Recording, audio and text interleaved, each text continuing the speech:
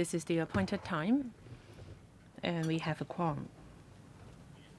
So let's start our meeting. Thank you for attending our PWSC meeting this morning.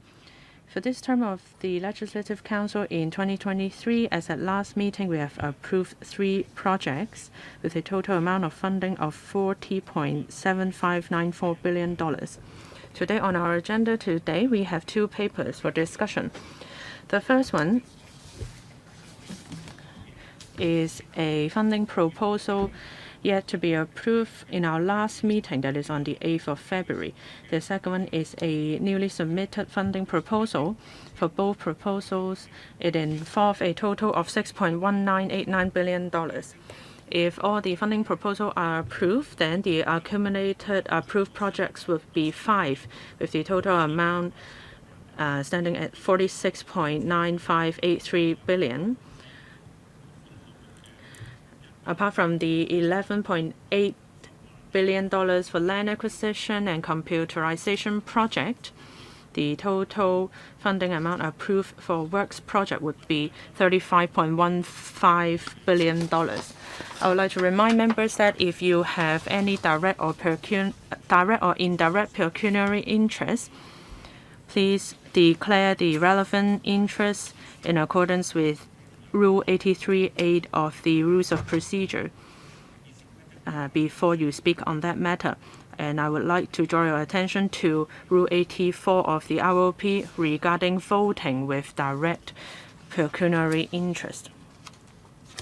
For our first item today, that is the improvement of Yuen Long Town Nullah Town Centre Section 161 CD, drainage improvement works at Yuen Long 166 CD and Yuen Long Barrage Scheme 178 CD. Paper PWSC bracket 2022 to 2336. This paper recommends upgrading 161 CD, a part of 166 CD and 178 CD to Category A. Money of the day prices, it is estimated that the cost will be $857,529.1 million and $3,783.4 million respectively. On the 22nd of November 2022, regarding these 2 proposed projects, the government has consulted the panel on development. Members are, in general, supportive of this proposal, and it is submitted to this committee for consideration. The salient points of discussion of the panel meeting has been emailed to members on the 20th of February. Here with us today, we have the Undersecretary for Development, Mr. David Lam, Principal Assistant Secretary Works, Mr. Terence Lam, Director of Drainage Services, Ms. Alice Pang, and Chief Engineer Project Management, Mr. Jimmy Poon. So now, 6 members have pressed the button wishing to speak. First round, 4 minutes. Question and answer, please. Please manage your time well and leave enough time for the administration to respond. First, Ms. Chen Yuming. Thank you, Chair. So there are 3 projects involved here for 161 CD. Improvement of Yuen Long Town Nullah in Yuen Long Town Centre. Well, in the paper, it is mentioned that revitalization will be done with a view deck and a corridor for people to visit. Well, this will be the first example in Hong Kong. So my question is, will you expand this culture to other districts in Hong Kong? It involves $5 billion, which is quite a lot of money. For 166 CD and 178 CD, they are for drainage improvement works in Yuen Long and anti-flood facilities. In the district, Yuen Long South, Hong Shui Kiu, etc., there are some new developments there. So my question is, after the completion of the projects, what will the anti-flood capability like in Yuen Long? Will it be able to resist floods that are rare in scale.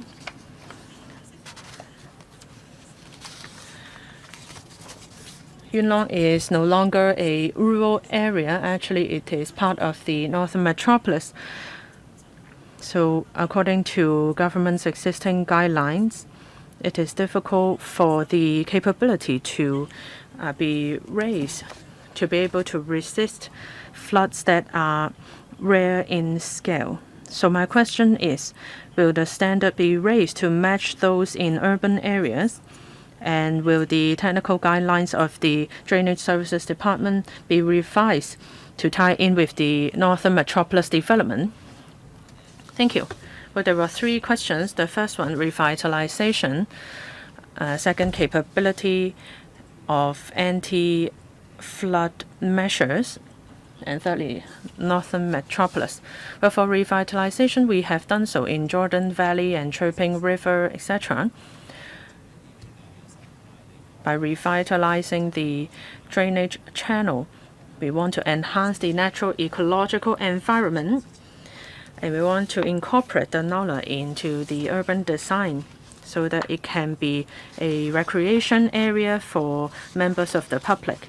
And we may even provide some seating area so that people can sit down and take in the scenery. So where necessary or possible, this is something that we will continue to do. As for anti-flood capability, mainly on the Yuen Long Nullah, this is a major anti-flood facility. It serves 1,500 hectares. And it is also serving the 170,000 people living in Yuen Long, together with the Yuen Long South development, some 100,000 people in the northern metropolis. The drainage will be handled by this Nullah. So we are able to enhance this Nullah to handle 145 millimeters of rainfall per hour. For black rainstorm signal, we are talking about 70 millimeter per hour of rainfall. We have taken a guideline issued by the United Nations to update our drainages, our designs of drainages. As for the North District, we will also have drainage improvement works, and they will follow the latest guidelines to enhance our anti-flood capability. If the Director has anything to add. Director, please keep your answer succinct. Regarding the revitalization of drainage channels, we understand that there had been some older problems in the Yuen Long Nullah. So other than revitalization, we will improve the water quality as well. So we hope that we will be adopting various measures to improve the water quality. And our guidelines are also in line with international standards based on land use and needs of economic development, cost effectiveness, etc. We have set various anti-flood strategies.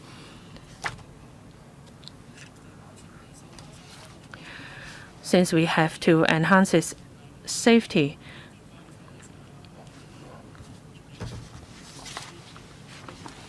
the ratio can be 1 to 200. But for rural area, the ratio is currently at 1 to 50.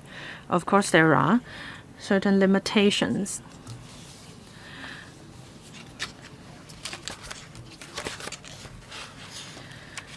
But we hope that we can enhance the anti-flood capability.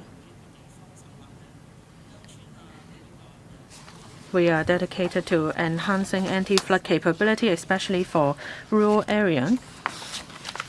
And we have kept a close eye on the international development and update our guidelines accordingly. And because of the latest climate change, we had updated our guidelines as well. Thank you. Next, Mr. Chan Siu-hong. The proposed improvement works is to improve the flood risk and the water quality of the Yuen Long Nullah. Overall, I am in favor of the proposal, especially for the revitalization of the concrete drainage channel near Long Ping Station. Upon completion, there will be a scenic drainage channel with greenery. This can also enhance eco-diversity. I have some questions regarding the works according to Appendix 1, paragraph 1 to 4. Revitalization of the channel and installing an interceptor so that they can be directed to the Yuen Long effluent polishing plant for further processing. Well, I would like to know what is the river flow like at the Yuen Long Nullah, and after installation of dry weather flow interceptors, how can a healthy ecosystem can be supported in the Nullah and enhance the ecological value?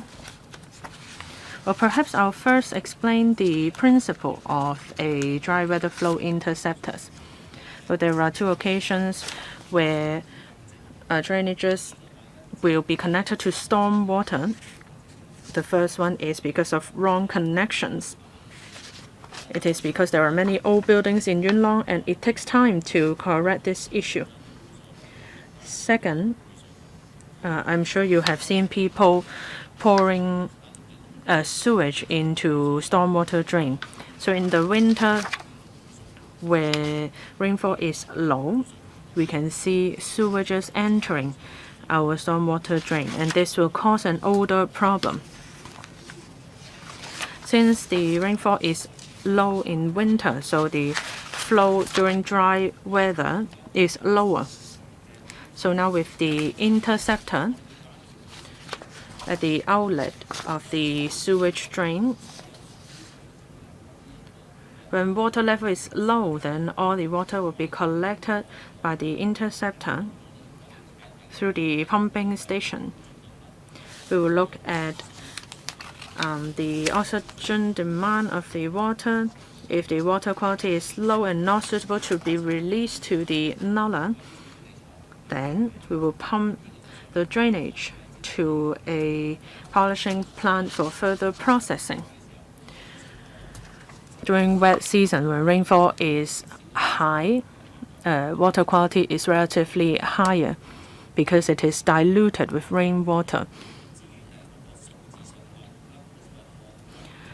As for the number, that is the flow of water in the Nullah, perhaps I'll invite the Drainage Services Department to see if they have the numbers on hand. Regarding the design of the Nullah, we have introduced a smart dry weather flow interceptors. So for parameters, we have taken into account different parameters to see how many will need to be further processed.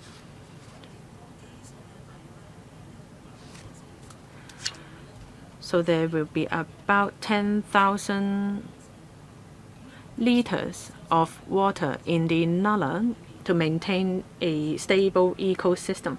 So the water-based plant can be maintained, and also the scenery of the water body. Will you consider installing a storage tank and storage pump underground? Well, I'm sure if you have seen the Yuen Long Nullah in the summer, water from the mountain will actually flow into the Nullah, even during dry season. So under the Nullah, that we have a smaller drainage channel to handle water from the mountain, so we should be able to handle the river flow. Dr. Yuen, Chairman, every time I walk past this Nullah, I am trying to think what we can do a facelift. I mean, like in Korea, they have a really marvelous nullahs there. This nullah will serve a useful purpose ecologically. It is pretty wide, but it doesn't have a lot of water flowing through all the year round. The department said that they are looking at the flood situation with a 200-year return period. If you look at this, you look at the property sales brochure, it is not particularly attractive. I cannot see an improvement in the environment. This is still a nullah with some plants. I don't think the residents would be interested in gazing at this nullah. There were some azalea plants there, but not many. I think these kind of plants can be considered. When you revitalize the area, would it be limited to what is indicated here? Will you be doing it the same way as what they do in Taiwan and Korea? And will people, subject to safety, walk into the nullah and turn it into some sort of a landmark there? This would be more desirable. We are spending billions of dollars on this. Yes, Under Secretary. Chairman, when we design the revitalization, we have to bear in mind a few factors. We have to maintain the flood control measures. We have to look at the aesthetics.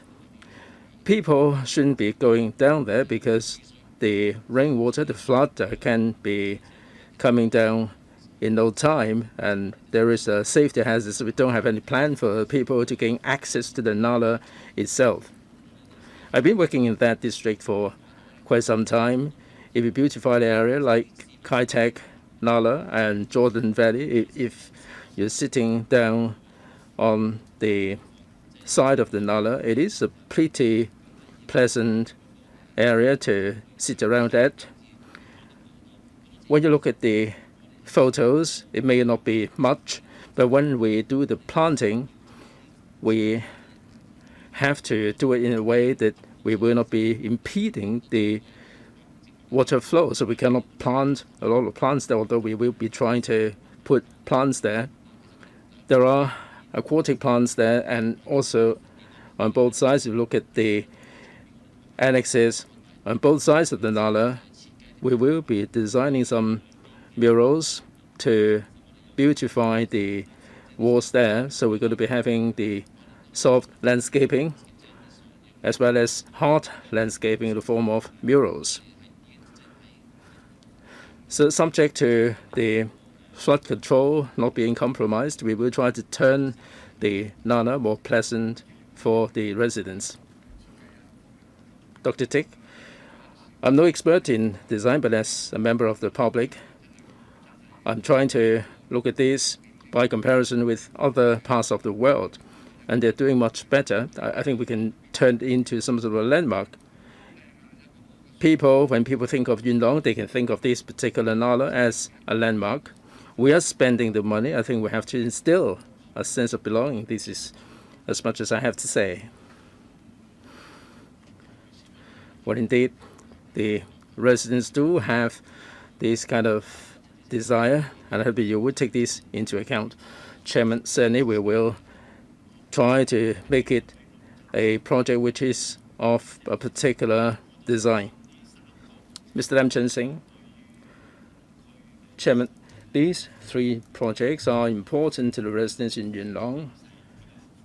Yuen Long is a pretty flat area with flat topography. It is close to the deep bay, and during the rainy season, there is always a likelihood of a backflow from the sea, and the nullah has been around for more than half a century. I think this is crying out for some kind of refurbishment. But people who benefit from that seem to be people in the vicinity of the Yuen Long town center. I understand that this is very much the center where the population is. As the northern metropolis is being taken forward, I'm wondering whether these projects will benefit other people in addition to town center like Yuen Long South, Canton,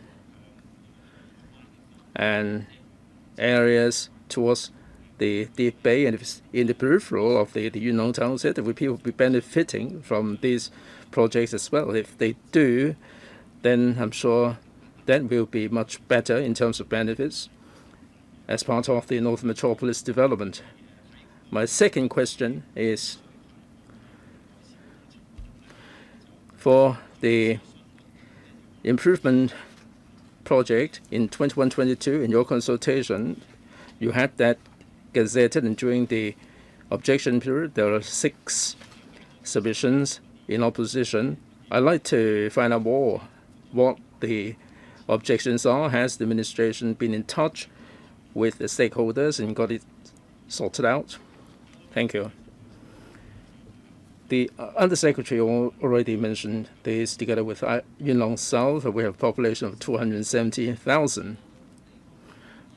Right, the beneficiary have 1,500 hectares or 270,000 people. That includes the 100,000 people in the Yuen Long South development and also 170,000 in Yuen Long Town Center.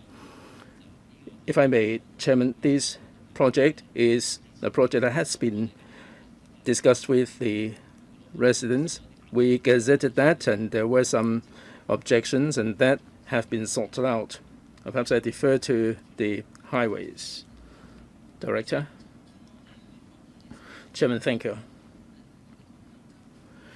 When we gazetted the project, in particular in rural areas, people tend to have different comments because they don't really want the alignment to get in the way of their daily life. They don't really want the alignment to be right in front of their house.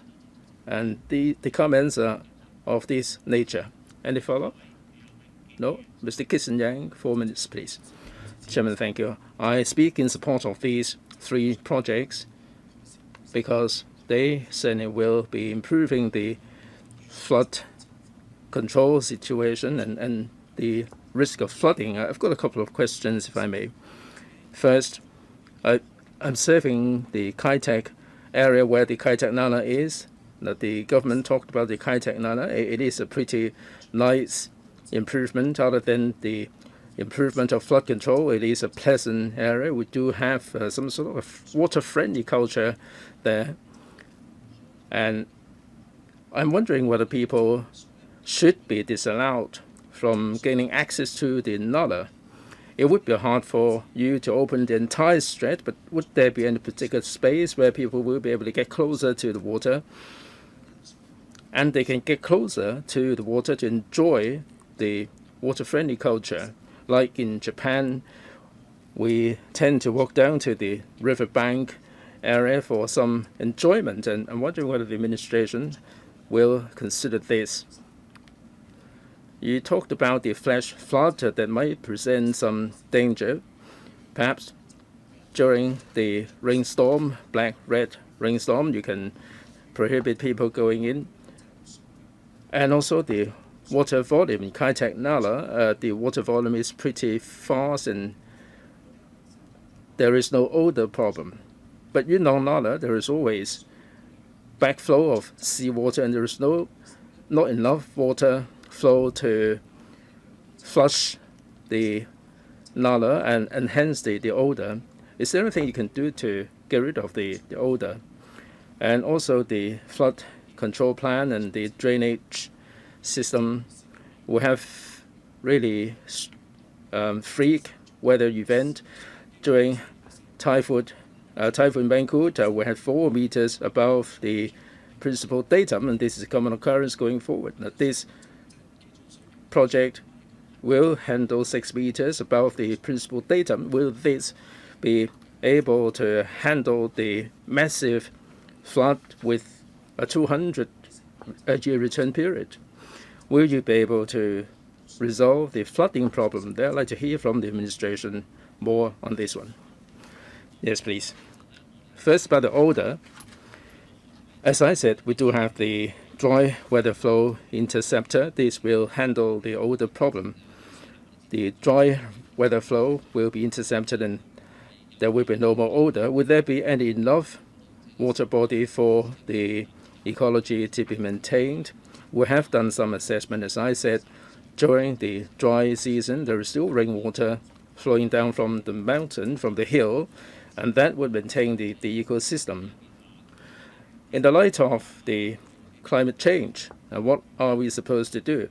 Now, if we talk about Typhoon Hato and Mangkhut, the Shanpui River saw 4 meters above the principal datum. With this improvement measure, this barrage scheme, we should be able to handle 6 meters.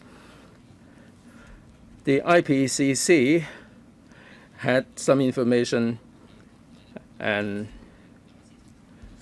in a general situation,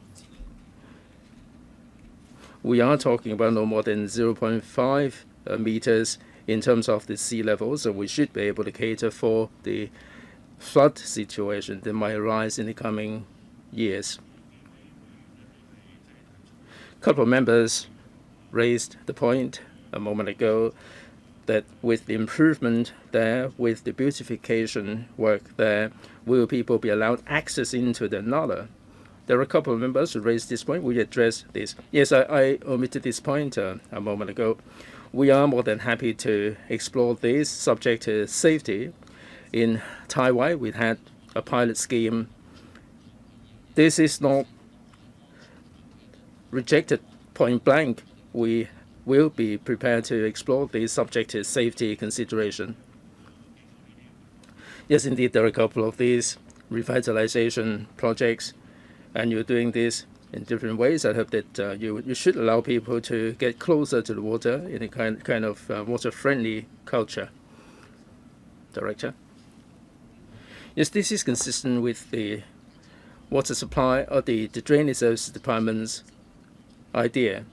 We'd like to have the water-friendly culture, and we do have the alert system. Like when the water level is at a certain level, we would give some alert for evacuation. And we have tried this out in Taiwan. There is a difference there. I think we have to look at the width of the Nullah, and there should be more exit points. If evacuation has to take place, we have to do it fast. We have to have all these exit points. It is less likely for this to be done in Yuen Long Nullah. As to whether people should be allowed into the Nullah, we have to do a lot of public education. We have to keep people mind at ease, because people are worried about the children being trapped in the Nullah. And if we want to promote water-friendly culture, we have to instill confidence in the public. We will pick and choose the Nullahs that are wider with more space. As to whether this is possible in Yuen Long Nullah, I think there is such a possibility. But we have to try a stretch which is wider. We have to mount public education as well. Next, Mr. Tony J., Vice Chair, 4 minutes, please. Chairman, thank you.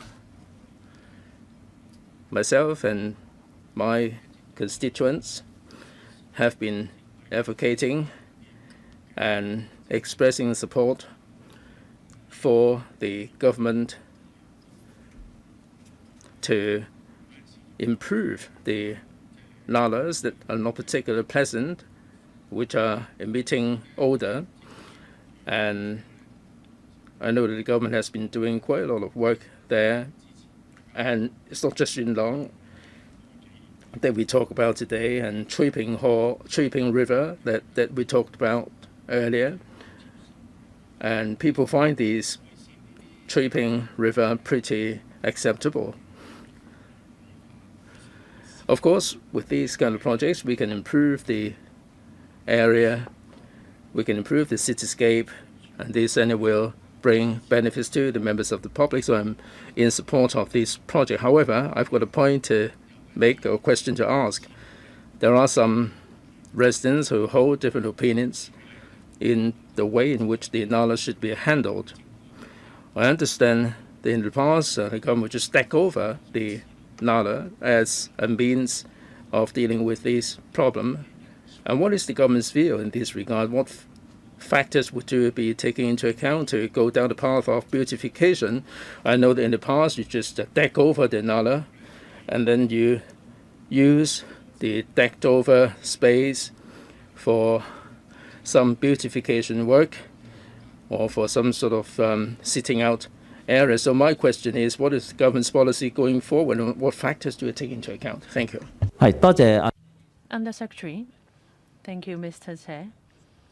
Well, there are some technical concerns if we are to cover up the Nullah, because if the channel is wide, then perhaps we have to put in pillars to support the structure. But with pillars, it may affect the water flow and flood prevention capability. Well, in Tuen Mun, Yuen Long, or Sha Tin, if the Nullah is done nicely, then it can be a rather pleasant scenic spot in the middle of the town center. So if we can revitalize it and add to the cityscape, then, and if we can enhance the ecosystem, then the Nullah would bring benefits. So is revitalization the way forward instead of covering them up? Because I understand that in Yuen Long there has been talks about installing a pedestrian footbridge. But for this proposal, we are talking about revitalizing the Nullah. So is it something that the government will continue to do in the future? We all know that by beautifying the Nullah, it is actually better. So I would like to know what is the direction that the government is going. Well, if we are able to revitalize it, then this is something that we want to do, because this can benefit the cityscape and the ecosystem as a whole. Well, I have one more question, but it seems that there is not enough time. Perhaps I'll ask in the second round. Next, Mr. Andrew Lam. I support the proposal. My question is on the recurrent expenditure. Well, the recurrent expenditure is some $25 million. For the Barrage, the recurrent expenditure is $60 million. So I would like to know the breakdown of the projected recurrent expenditure. Is it on repair and maintenance or on electricity? Does that include the management of the plants and environment? Well, you have talked about the Barrage scheme. For the Barrage scheme, there is a pumping station and electricity is required. So for the recurring expenditure, electricity bills and repair and maintenance are included. As for revitalization, there is also a need for recurrent expenditure. For the revitalization, we are talking about $300 to $400, like in Choping River or Jordan Valley. As for the drainage gate, since this is the first in Hong Kong, so it is hard for us to have a comparison. Since technically we may not be able to do a storage tank there, if we are comparing the flood prevention capability, we are talking about 180,000 cubic meter in Tsim Sha Tsui. The volume is 18,000 cubic meter, and the expenditure is $6.97 million per year. So here the recurrent expenditure is not particularly high. It is mainly for electricity and repair works for the pumping station. Mr. Lam, follow up.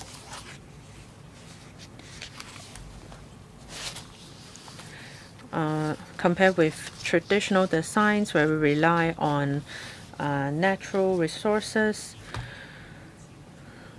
There is a lot more machinery or equipment in place. So other than electricity bills and repairs, what is the life cycle of these equipment? You mean for the pumps? Does the recurrent expenditure cover the replacement of pumps?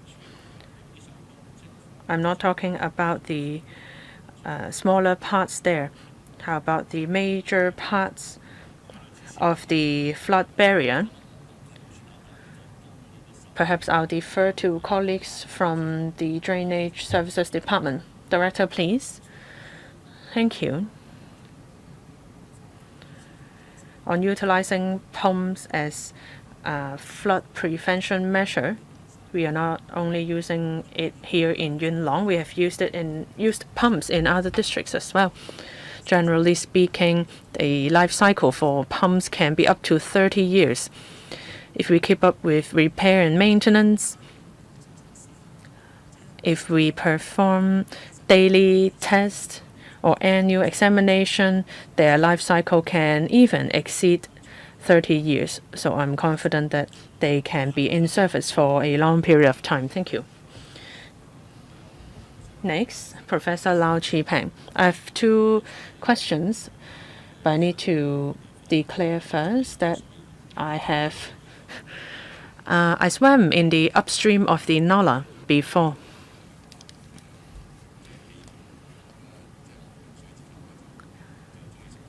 On odor problem,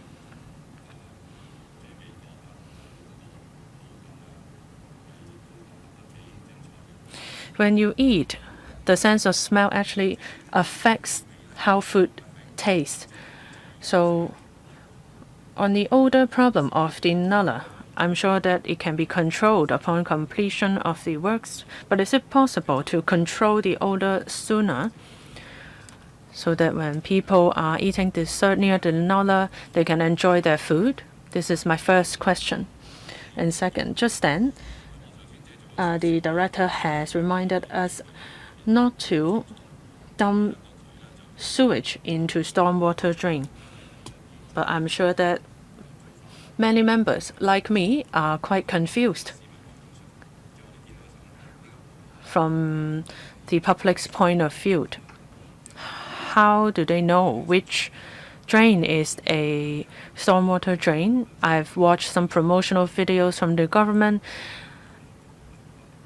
I'm not sure which drain is which. Of course, I will not dump random substance into drainages. But yes, that is my question. Well, for the DWF interceptors, it seems that the works period is rather long. But for drainages, we can only perform works during dry season. Every year there is only probably a third of the time where we can do our works. So here we are talking about 1.5 years. Second, I believe it has to do with education. I have watched the government's APIs. Well, if you see open air Nullah, then you should not dump anything into it because they are used to collect rainwater. But I've heard what you said, and perhaps in the future we can step up our education efforts. No follow-up? Okay, next, Ms. Nixie Lam, 4 minutes. Thank you. With the completion of various large-scale drainage improvement works in new territories, I've seen some improvement in flood prevention. But in Yuen Long, with the rapid development, the enhancement works did not catch up with the development. Now, as a Yuen Long resident myself, I can see that when the rainfall is heavy, the rainwater actually overflows to the road. So I'm sure that this works will need to be done as soon as possible. I'm worried that when the works start, somehow they are delayed. With climate change And as mentioned before, extreme weather conditions, it is difficult to predict the weather conditions. Well, for the barrage, it is said that an hourly rainfall of 140 millimeters can be handled, so that it is estimated that it is able to withstand rainstorms like Hato and Mangkut. So for the capacity, is the barrage able to handle this kind of heavy rainfall? As for the recurrent repair, the recurrent expenditure is some $25 million. Well, I'm a resident there. I can see that the weed along the Nullah is almost as tall as a person. I'm not sure if it is because we have a meeting here today. Well, I've seen some workers clearing the weed. Other than aquatic plants, would you have sludge cleaning works involved? It is not mentioned in the paper. Under Secretary, for the design standard, you were correct. We are able to handle an hourly rainfall of 140 millimeters. Well, black rainstorm signal means the hourly rainfall is 70 millimeters. We are afraid that the Shampoo River will backflow. Yuen Long is a low-lying area. So during Mangkut and Hato, the water level is 4.4 meters. That is why we are building this to handle water level above around 6 meters. So we are taking reference international guidelines based on climate change.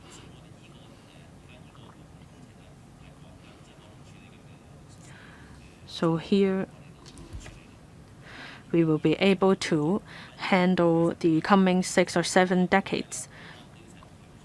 As for repair work, I defer to colleagues from the Drainage Services Department. Well, once I went to Jordan Valley. I saw that workers there clearing the plants and rubbish there. Director, well, we work with the drainage system 24/7.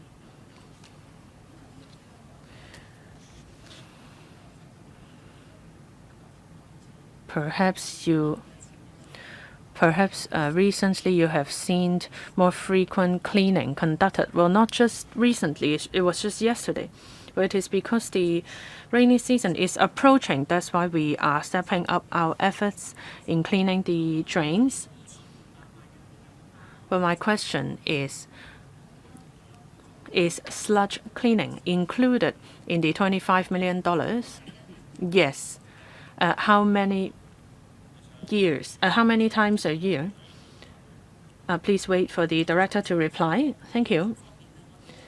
For maintenance, for 46% of the recurrent expenditure, they are on trees maintenance and repair of the Nullah. Thank you. Next, Mr. Chu Kwok-keung. Well, we have 4 members wishing to speak for the first round, 2 members second round, because we have 2 items here today, so we need better time management. I'm not drawing the line now, but if you do wish to speak, please press the button as soon as possible so that I can gauge the time. Mr. Ju, thank you.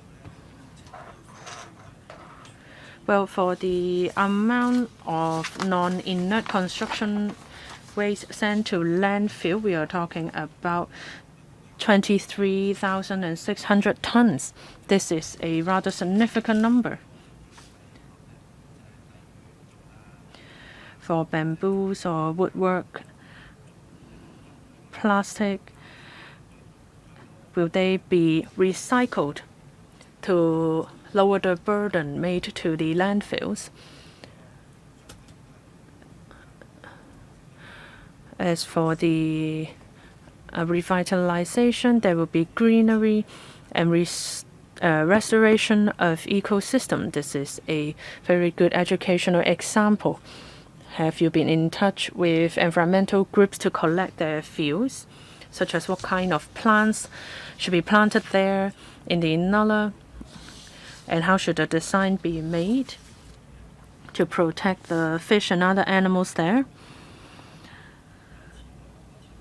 And how can you monitor the sustainable development? Lastly, when you reply to Ms. Chen Yuming, you have mentioned that the flood prevention guidelines are updated regularly, and you have made an update recently. Can you tell us more about the latest update? Thank you. Under Secretary, for the waste generated, actually, not just for this project, for all our works project, we have to estimate the amount of inert and non-inert construction waste. This is only an estimate.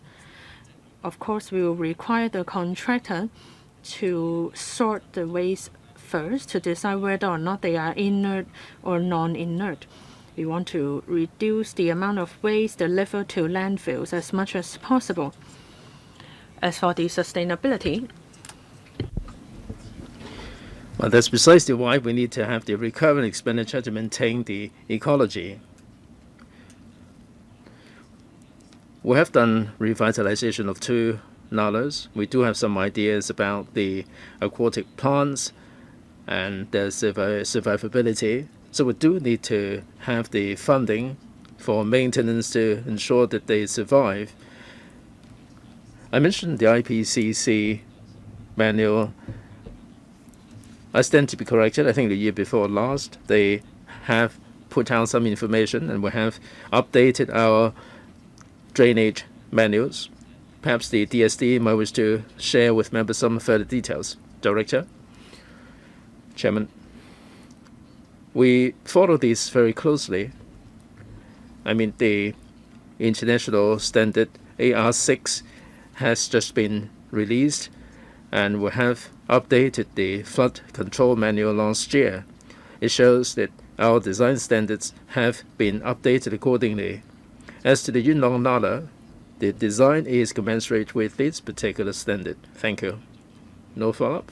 Next. Mr. Bill Tang, 4 minutes, please. Chairman, thank you.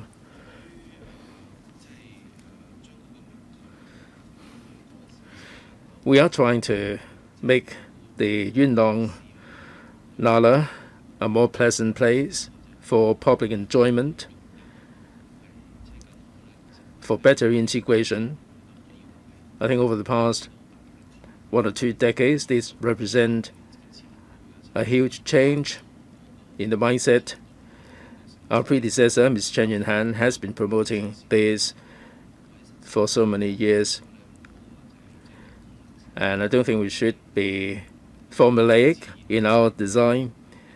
I think there should be better integration between humans and the nature. With regard to Kai Tak Nullah, personally, I feel that this is a new initiative, good for reference, but the Lam Chin River in Tai Po has, in fact, improved the new town and gives people good quality of life. The tiny shoebox accommodation people living in is quite another matter, but the Lam Chin River is cutting across the entire town center. The point I'm trying to make is by the time you get to Tai Wo, it is really a scenic spot. During the dry season, people are going down to the grass area for photo taking. We all understand that we're not supposed to get into the water courses because of the danger involved. But perhaps November, December, January, during the dry seasons, we should allow access into the Nullah. There are so many plants there. It is pretty green. It is a nice, pleasant environment.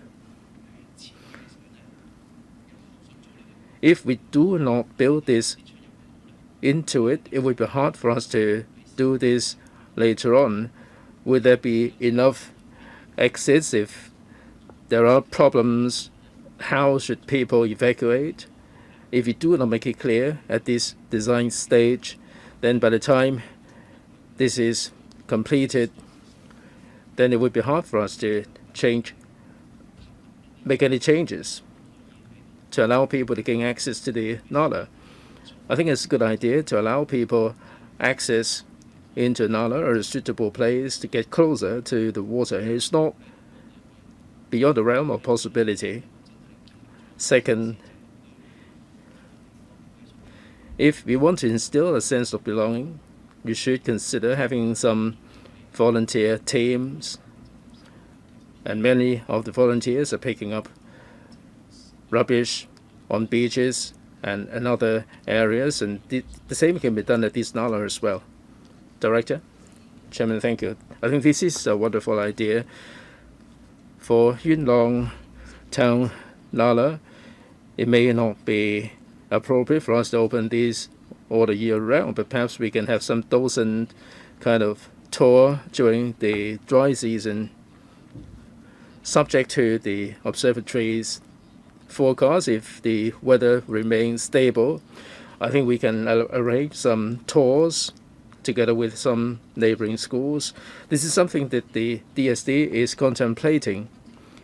In the course of work, we are doing consultation with the neighborhood. We do have some focus groups where we'd like to achieve more consensus.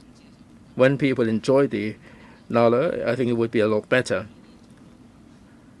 So we are considering whether during the dry season, whether there can be any guided tours that can be allowed there in the Nullah.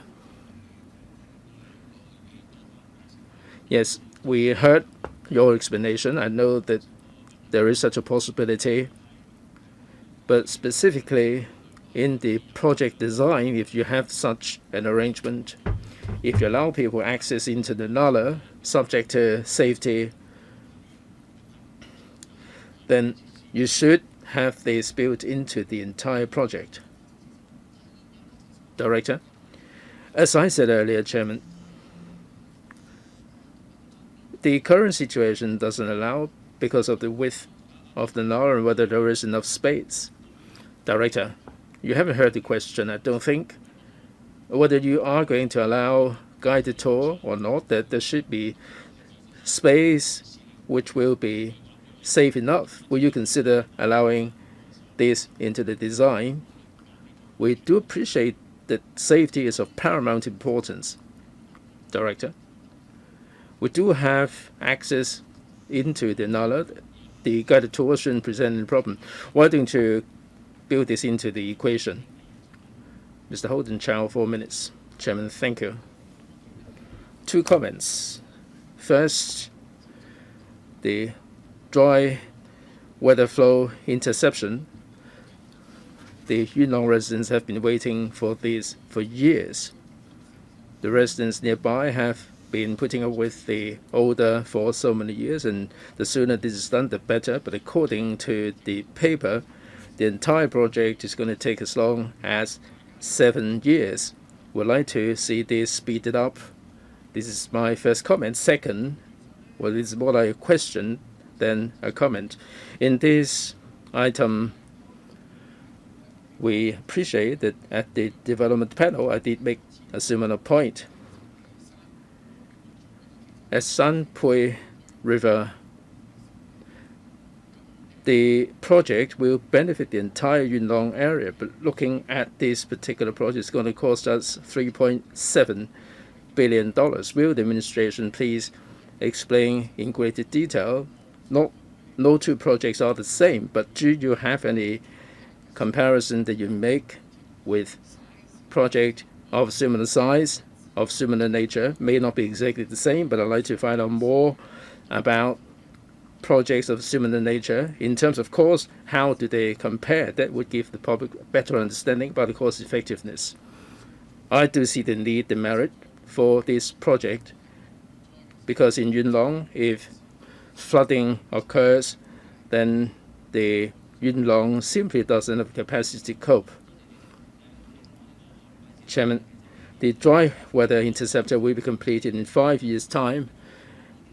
As I said earlier, with these projects, we can only carry these out during dry season. We have about a third of the year that is dry season, and we have about a year or so for the project. We would like to speed this up subject to weather condition, and this is the first time we implement the flood barrier. We look at Singapore and the US where they have similar things, and our cost is a little bit cheaper than theirs.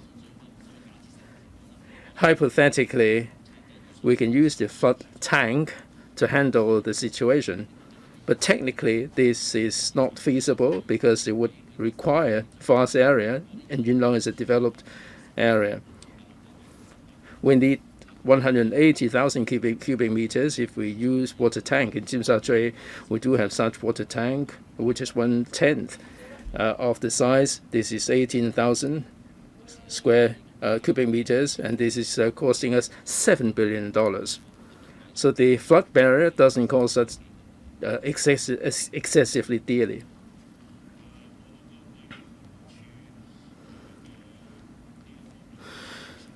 I think the DSD does have the expertise to handle this, and I'm confident in this.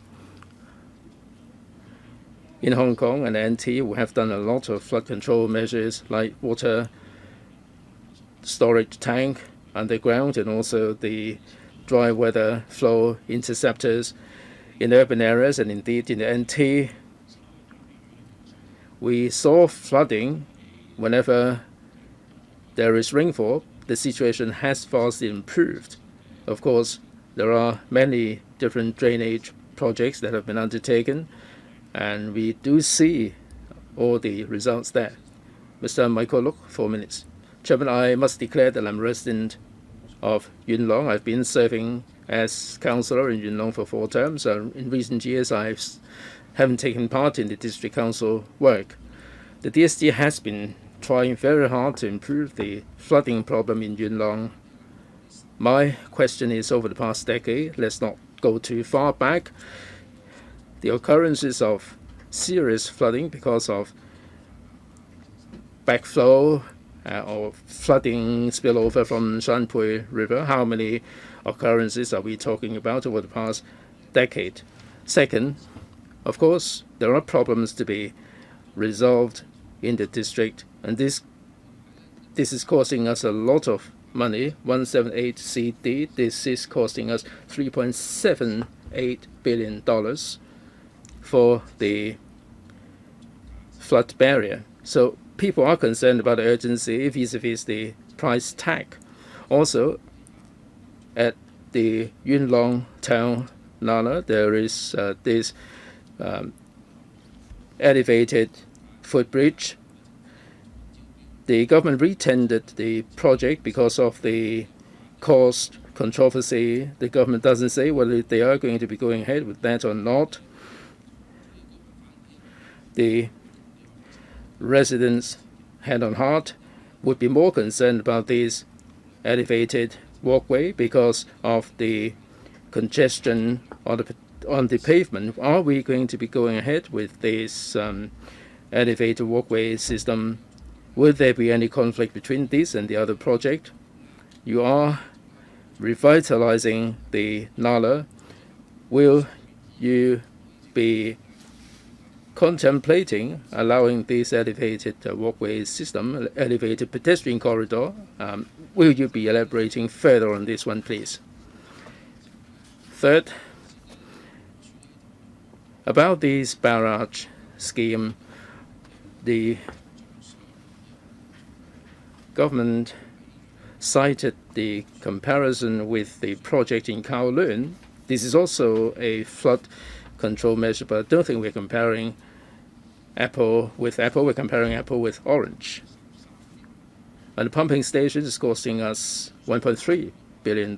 This is just a pumping station. In this $1.3 billion, the civil engineering 140 million. The structure further down, $400 million.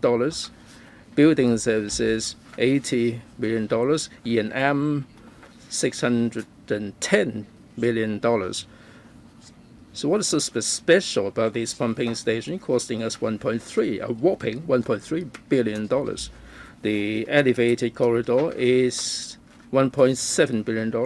That's very much controversial. With this pumping station, how many days is it going to be operating? What is the cost effectiveness like? I understand that this will have to go ahead, but is there any way the government can make it cheaper, even if you have to do it at this price?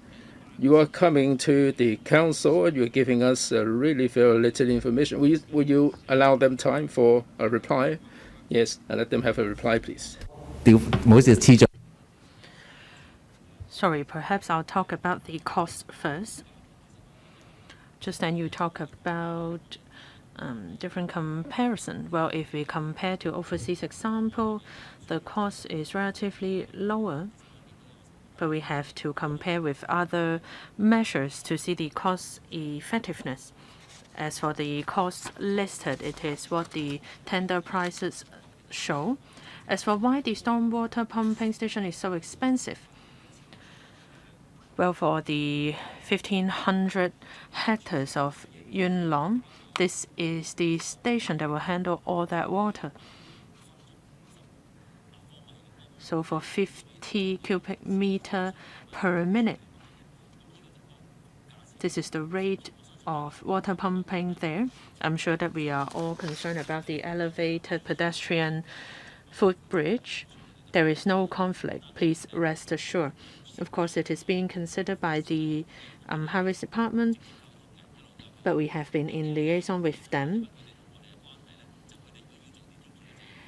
If they are to build this elevated footbridge, then there would need to be structures installed to the Nullah to support the structure, but it will not affect the flood barrier. That area we will not do any greenery so as to reserve space for this elevated footbridge. As for the flood occurrences in the past decade, well, in 2017 and 18 during Mangkut and Hato, floods occurred. So for our project, this will certainly benefit the Yuen Long New Town, and also for the Yuen Long South development, part of the northern metropolis will also benefit. Apart from the urgency of the odor problem, we also need to handle the flood prevention in the area so that this can benefit the future 270,000 residents in Yuen Long. Well, I'm sure that residents there are quite concerned about the elevated footbridge, but this is a discussion for another day. Next, Mr. Michael Tian, 4 minutes. Thank you. If you don't mind, I would like to follow up on what you said, something that is very much relevant to the project. That is the elevated footbridge that I've been fighting for many years. This is pretty much intertwined with this project. I'm sure that you are aware of how crowded the area is, and because of cost and the schedule, etc., it has been put on hold. And now the administration told us that details of the elevated footbridge have been worked out, the number of pillars to be placed, their location, etc. This project here requires 7 years to complete. But now there are over 100,000 people who have moved into Yuen Long before 2018.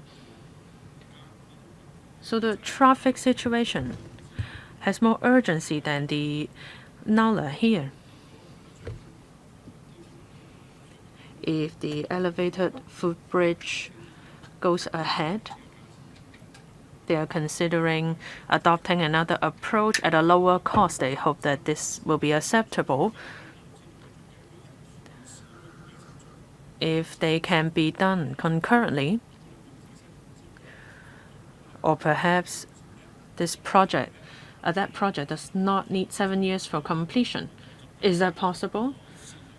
Well, just then the Undersecretary said that there are no contradiction or conflicts. Well, if my understanding is correct, are you talking about whether or not both projects can be done concurrently? Well, there were many examples of different departments working on the same piece of site concurrently. I'm sure that we will be able to coordinate with each other so as to not affect our individual projects. We'll be in close contact with the Highways Department.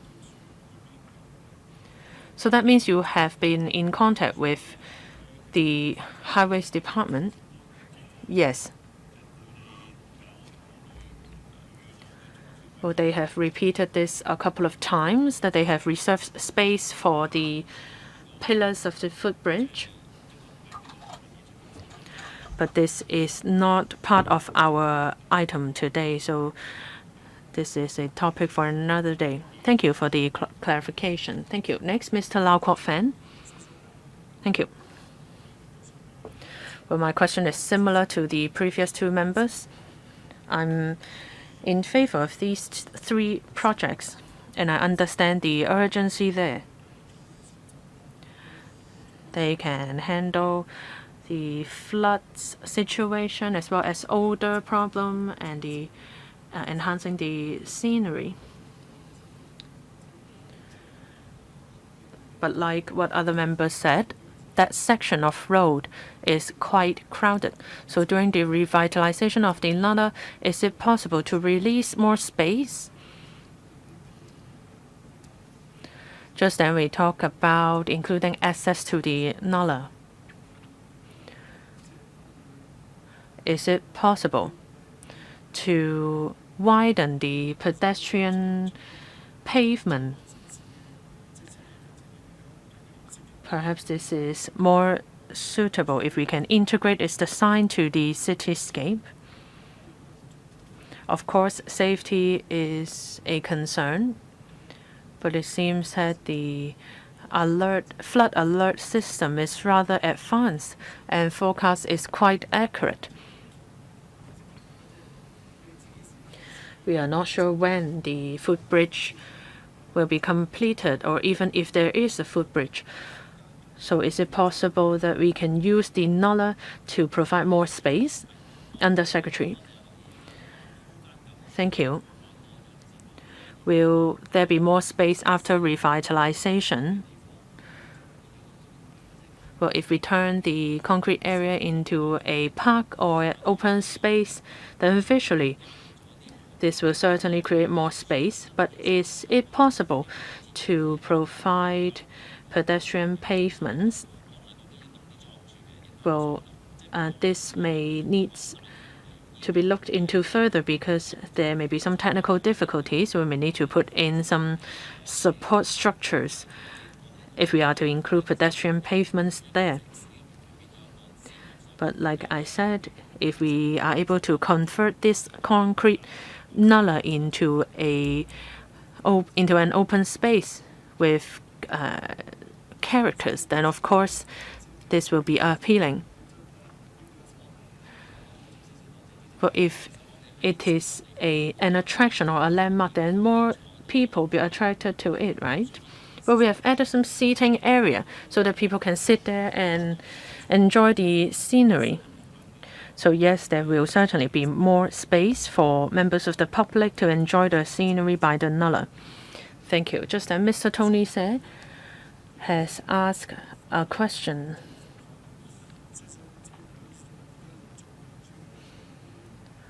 Well, here we are talking about a 1 kilometer stretch, but actually the Yuen Long Nullah is quite long. And in the Yuen Long South development, part of the Nullah is covered for road use. There have been comments for area near Shap Het Hang. Some people wish that stretch of the Nullah to be covered and be converted to roads. Do you have plans for other sections of the Nullah to alleviate traffic congestion? Well, just then I mentioned that we are preferring revitalization, but if necessary, we will cover them. A good example is the Yuen Long South development from Ko Chiu Road there.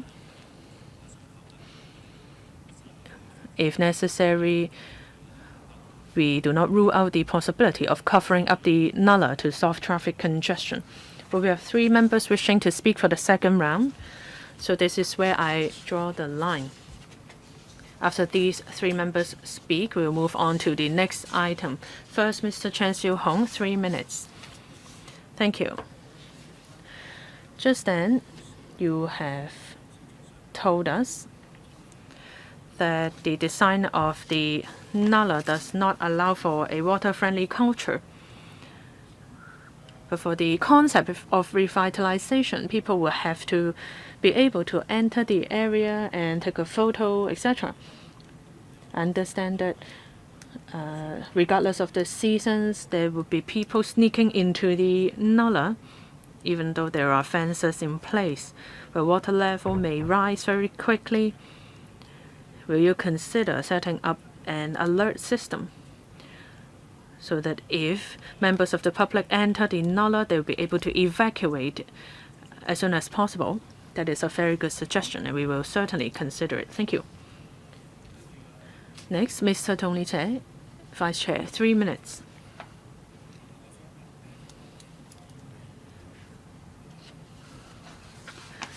I would like to ask more about the Barrage scheme. We are talking about $3.78 billion.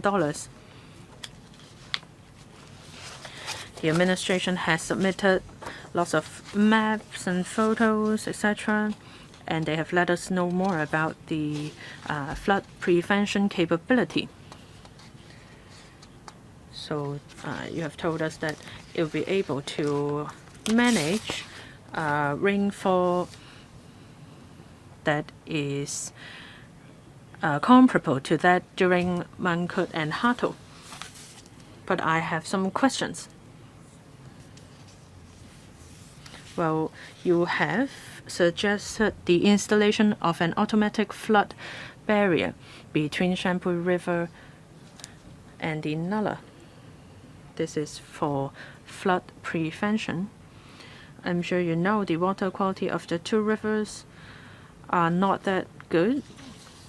So I hope that in the future, more efforts can be put in to improve water quality so as to protect the ecosystem there. For the automatic flood barrier, will there be any efforts effect to the improvement of ecosystem? Well, no. Together with the DWF interceptor, we have eliminated the chance of sewage entering into the stormwater system. For the barrier, it can be raised and it can be lowered.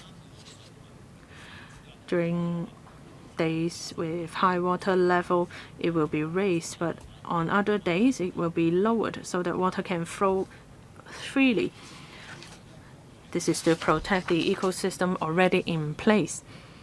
So you have thought about all these possible scenarios. And you have considered the impacts on the ecosystem brought about by the flood barrier. I commend you here. Thank you. Next, Mr. Luk Chung-hong, 3 minutes. Thank you. I'm concerned about the cost for the Barrage scheme. I don't deny that there is a need for flood prevention, but must it be so expensive? I think that this warrants further discussion in the Finance Committee, and I hope that the administration can provide us with more details, especially the breakdown of qualification during the tender process. Can you tell us more about that? For the stormwater pumping station, the capability is that the volume of one standard swimming pool can be pumped per minute. Do we really need this capability? We don't need things that can overachieve. This will be a waste of public money. And the maintenance cost is high too. During Mankut and Hato, the highest hourly rainfall was 50 and 18 millimeters. And for this design, it is capable of withstanding rainstorms with a return period of 200 years. That is 145 millimeters per hour.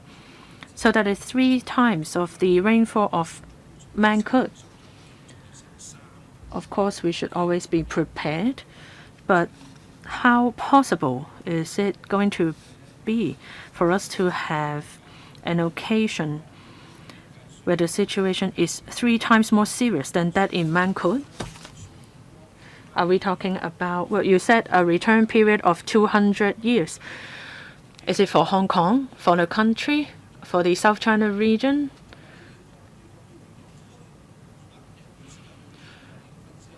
It has to mean for the Yuen Long area, right? Otherwise, it won't mean anything. Well, for the return period of 200 years, we are talking about the hourly rainfall of 145 millimeters. For black rainstorm signal, the hourly rainfall is 70 millimeters. You may say, why we are setting the bar so high? Well, just as members have mentioned that we are experiencing climate change. So with this project, we hope that Yuen Long can be protected for as long as 60 or 70 years. That is why we need to look ahead. And we won't let the pumps go to waste. When necessary, we will turn on the pumps one by one. So regarding the cost there, this is the cost shown in the tender, and we have already done comparison with overseas example, and with the example of the storage tank, we believe that this is the most cost effective. Thank you. Right, if there are no further questions, I'd like to put this to the vote. Will those in favor of PWSC 2022-23-36 please raise their hands.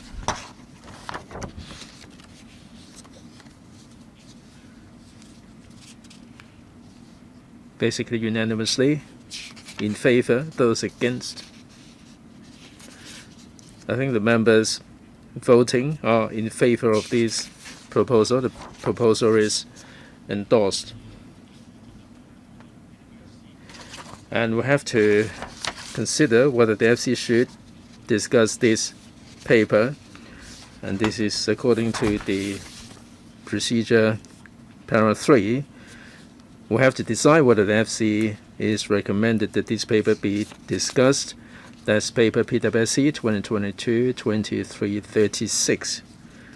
If this is endorsed, then we would recommend that the FC revisit this paper.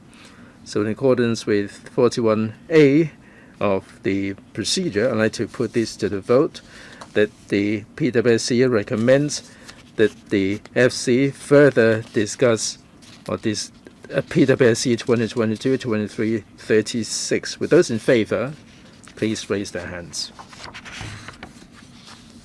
1. Thank you. Those against? No need for discussion. Majority do not see the merit. I think the members voting are in opposition to this proposal. The proposal is rejected. The PWSC does not recommend that the FC further discuss this particular paper. Thank you very much, officials. Let's move on to the next item. That's 77MC, General Outpatient Clinic and Child Assessment Center at Ko Chiu Road.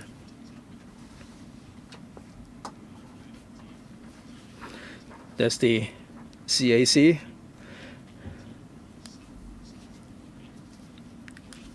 Paper PWSC 2022-2337. Members are invited to upgrade 77MC to Cat A at an estimated cost of $1.029 billion in MOD prices. On the 14th of October 2022, the administration consulted the Health Services Panel. Members were in general supportive of this proposal being considered by the PWSC, and the highlights of the discussion were circulated to members by email on the 20th of February.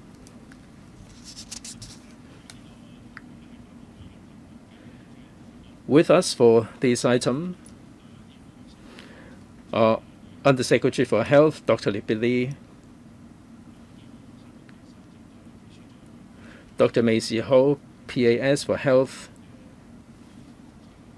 Project Director, ASD, Mr. Kan Chun Yuk, Senior Project Manager, ASD, Mr. Chris Liu, Assistant Director of Health, Dr. Edmund Fong, Senior Medical and Health Officer, DH, Dr. Katie Tang, Chief Architect, Housing Department, Mr. Gardus Lee, Deputizing Chief Manager, Hospital Authority, Dr. Jones Kwok, and Service Director, Kowloon East Cluster Hospital Authority, Dr. Shah Kwok Yo.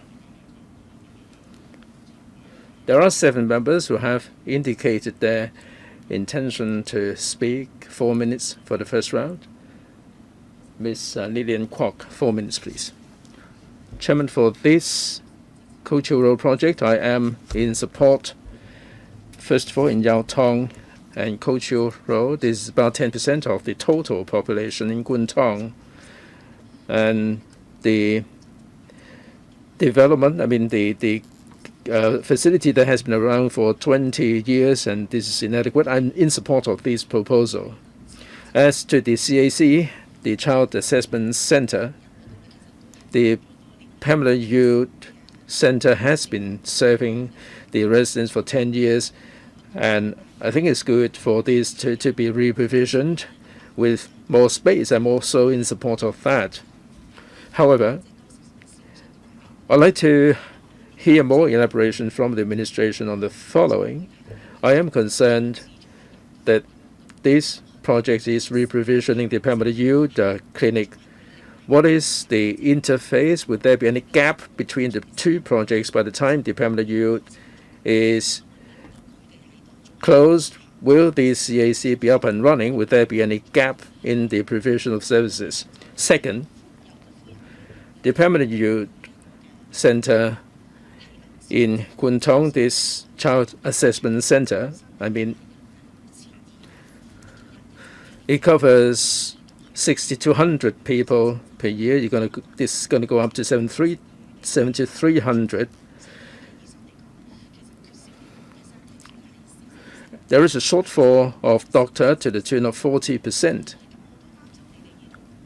I am concerned that you might ramp up the services. We may have the hardware, but this will not be filled by the software in terms of manpower. This is an important issue, and people will have to wait for anything up to or more than a year, longer than any other centers. So how are you going to cope with the situation? And in Para 10, you talked about improving the relevant services. The waiting time might be shortened. And how much will the waiting time be shortened by? Will there be any additional services that will be included to support the students who need assessment? Right, Dr. Lee. Thank you, Chairman. I defer to the DH about the CAC, Child Assessment Center. Right, who's going to take the question? Dr. Fong? Chairman, thank you. In this new Child Assessment Center, we will not be reprovisioning the permanent youth center until this one is completed, so there will be seamless transfer. Will you speak closer to the mic, if you will? So this will be a seamless transfer. It's only when the new center is completed that we will be reprovisioning the old one. Second, in terms of manpower, in terms of child assessment center, the manpower is insufficient. Like the member said, there is a shortfall of about 40%. We are recruiting manpower. In 2021, the medical registration ordinance has been amended. We are trying to rope in more doctors from outside to fill the vacancies. Any follow-up? You have pressed the button for the second time. I still have a bit of time, Chairman. In the vicinity, there are 3 primary schools there. And the noise is very much a problem. It is like a valley. The construction noise will be a problem. How are you going to deal with that? Mr. Lee from the ASD, please. Who's going to take the question? Mr. Lee, Housing Department. Chairman, thank you. Construction noise, members can rest assured the Housing Department has attached importance to this kind of issue all along. In our design, we have already taken into account the fact that the buildings will be away from the residential dwellings, and we do have requirements to monitor the noise level. In the course of work, we do have designated officers that will be monitoring and supervising the contractor. Reports have to be submitted on a regular basis from the contractors about noise. If there is any exceedances, they have to take measures to ameliorate the situation.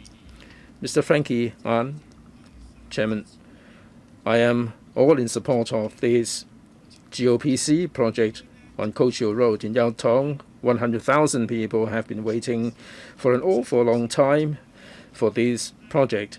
And I think for this project to be realized, this is really good for the residents. In Note 3, it says that following the concerns expressed by the panel, the project will be completed in the early part of 2028. I am given to understand that it should be completed in 2028 for utilization in 2028. Now, this is advanced to early part of 2028. How soon is going to be commissioned? Undersecretary, thanks very much, Mr. An. We are going to be advancing the project by 9 months. All the services will be commissioned sooner as well. Before handing over the project to us, we would be doing all the preparatory work. By the time we take delivery of the property, then this GOPC will be commissioned in a matter of 9 months. So in the early part of 2028, this will be commissioned. So they are working very hard on this. Thank you, Chairman. Mr. Chow Man Kwong, 4 minutes, please. Chairman,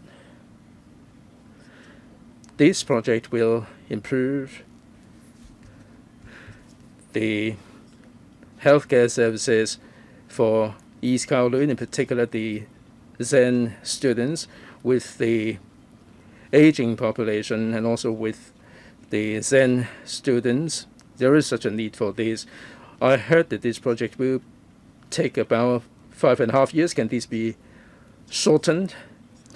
We understand that we have 75,000 Zen students for kindergarten, primary, and secondary schools. How many people are we serving with this CAC? Some colleagues mentioned the manpower shortage. The attrition rate is pretty high for the Zen students. They will wait for anything between half a year and a year, and the consultation time would be just about 10 minutes. We heard from the parents that the doctors seem to be pretty bureaucratic. They're working like in a mechanical way. The treatment seems to be very conservative. Can the improvement made to this? And also the quota. There are 7 CACs all over Hong Kong. The attendances in 2021 stood at 35,000. We have a population of SEN students of 75,000. This is not even half of the number.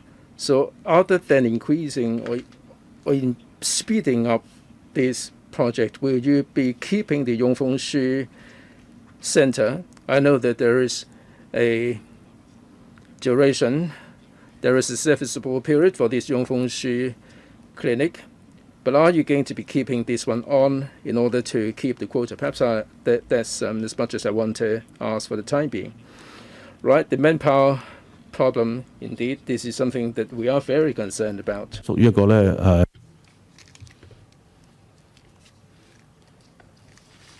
But of course, this has to do with a more general policy issue, so that you can raise this issue in the relevant panel meetings. If we go into this topic, we won't have enough time today. I'm sure we are all aware of the manpower shortage. As for other questions regarding the project and the facilities, Under Secretary, on the possibility of expediting the project, during the panel on health services, members have raised their concern. And the CEDD has told us that the site formation works will be expedited. So the construction works will be completed 9 months early, that is in early 2028. But again, it all comes back to the problem of manpower. Because of the shortage of manpower, we cannot enhance services by a lot. For the Yongfeng Shu Center, it has been in service for 34 years.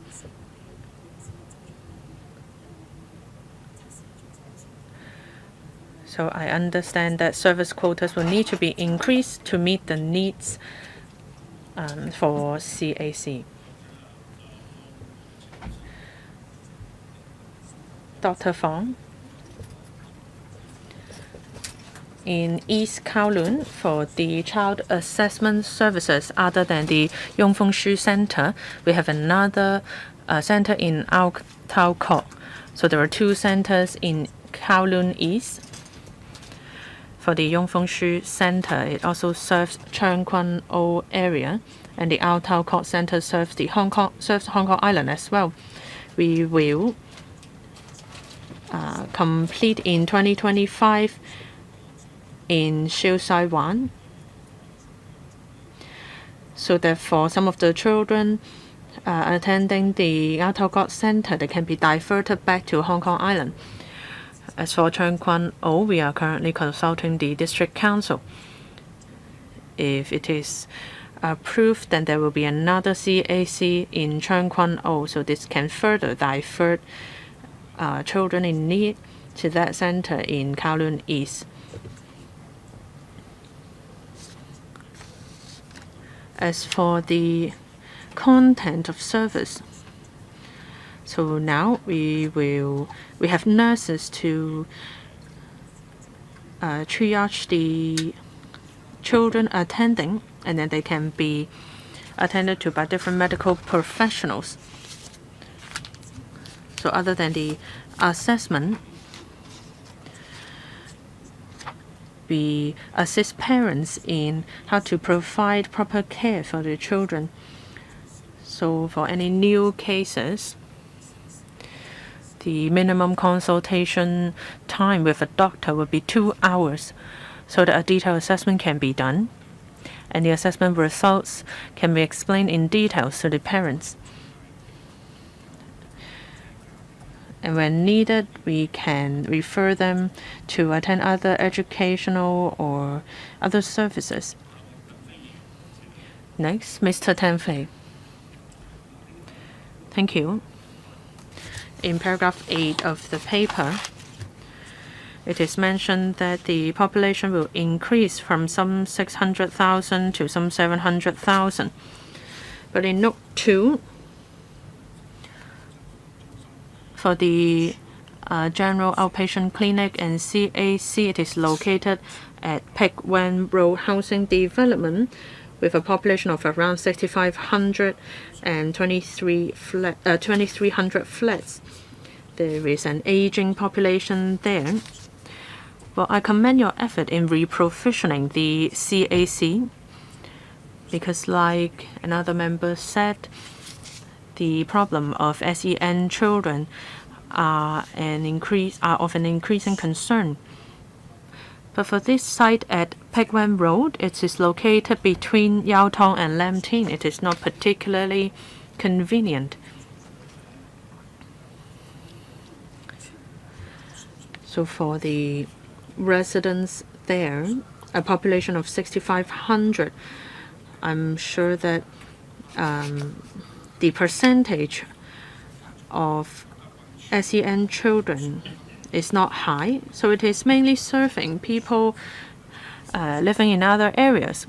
So I would like to know, why was this location chosen, and is there going to be any mitigation traffic measures, any traffic measures to allow easier access to this center?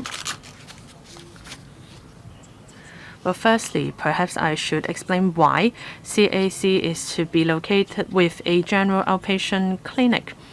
Well, it is because if there are some medical issues, then there can be a synergy effect. And for children who needs to get their prescription, then they can attend the pharmacy at the outpatient clinic. Therefore, we understand the importance of accessibility. That's why there will be a footbridge connecting this site to Yau Tong Town Center. As for other traffic measures, I'll invite Mr. Lee from the Housing Department. In terms of traffic, we have to take the needs of the residents into consideration. So after this location is chosen, the administration has approved the footbridge, the construction of the footbridge. And now the site is being formed and infrastructures are put in, including this footbridge. Actually, not only one set of footbridge, there will be 2 footbridges.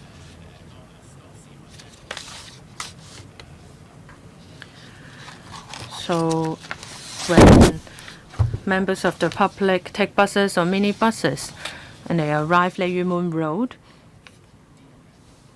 there will be elevators shuttling people to the lobby of the entrance located at Ko Chiu Road.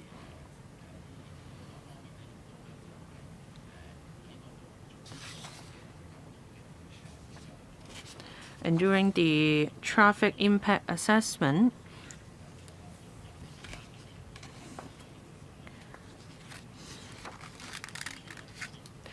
the CEDD has been in contact with the Transport Department, and depending on the actual circumstances, buses and minibus stops will be added to enhance accessibility.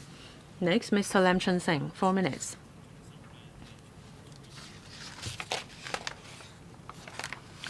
For the CAC, the service recipients are mainly children, but of course, participation from carers is also important. There was some discussion regarding the definition of carers, other than carers for the elderly.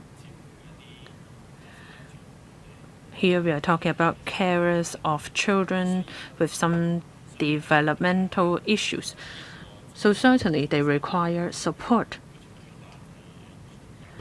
So for this child assessment center, other than being child-friendly, will it be carer-friendly? And will support be provided to child carers? Will there be a one-stop services or information dissemination to provide support to these carers. Second, this center is not just a reprovisioned CAC. We are also talking about enhancement of services. You have set some targets, such as within 6 months, assessment of new cases has to be completed. But in the past, the success rate was just 50 to 60%. I'm aware that we are not here to discuss the shortage of medical manpower, but perhaps for retired professionals, we will be able to hire them on a contract basis to fill the shortfall. I hope that you can achieve your target of enhancement of services. Under Secretary, thank you. Perhaps I will invite Dr. Fong on the support for carers and how we can enhance services. Dr. Tang.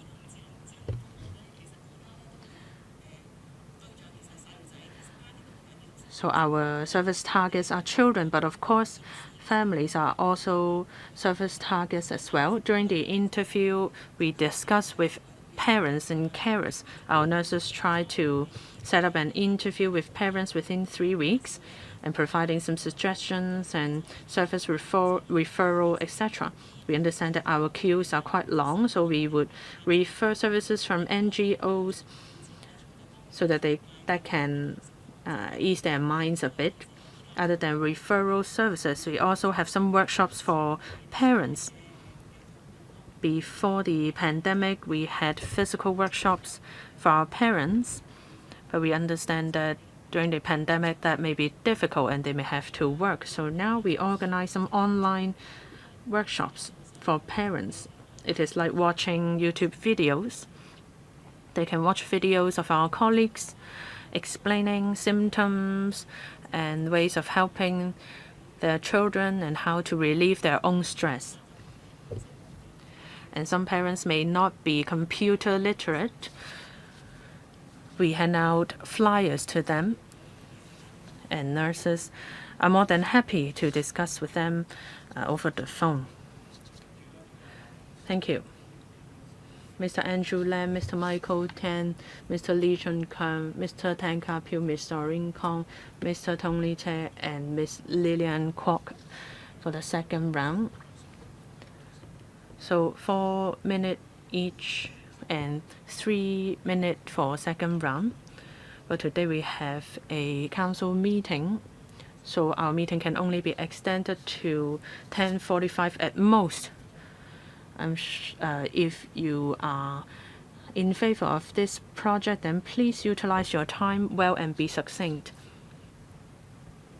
And representatives from the administration, please manage your time well.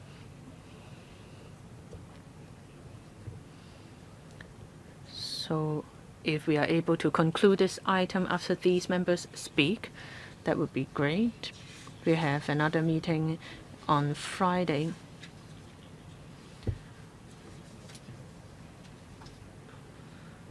Since for today's item, I can see that you are in favor of this, and I hope that I can put this to the vote today. Thank you, Mr. Andrew Lam. I would like to ask some questions regarding cost. Please speak closer to the microphone since we have masks on. Regarding cost, for the on-cost payable to the Hong Kong Housing Authority, it accounts for some 12%. Is it the standard cost? Because the percentage is rather high. And for building services works, from past experience, the percentage is about 20% of the overall cost. For the construction cost, for the overall cost, 30% seemed reasonable. But now, for the overall cost, deducting the cost payable to the Housing Authority, the percentage is now more than 30%. So I would like to know what kind of special equipment will there be accounting for such a high cost? Mr. Khan from the ASD, please. Chairman, thank you. Right, the 12.5%, the on cost, according to the FSTB March 2016 requirements, that this would apply. This is normally applicable to the project entrusted with the housing authority. So we have been adopting this 12.5% standard. And building services, perhaps I defer to Mr. Lee of the Housing Authority. Mr. Lee, building services? Yes, Chairman, for building services, this is a clinic.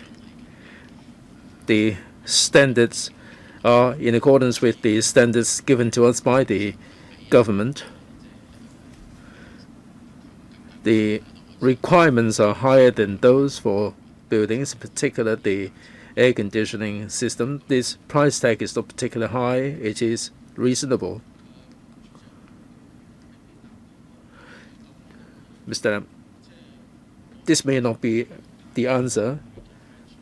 I'm looking at the market situation. The ventilation will not be particularly small. This is a clinic, but this is not a hospital. This is only for consultation.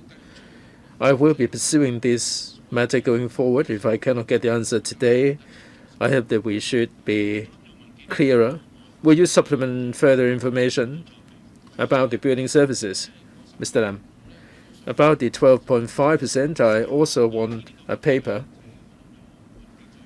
Yes, perhaps more elucidation in the form of a paper would be good. Members probably don't remember. We tend to have this kind of ratio or this proportion. Perhaps a paper would be in order.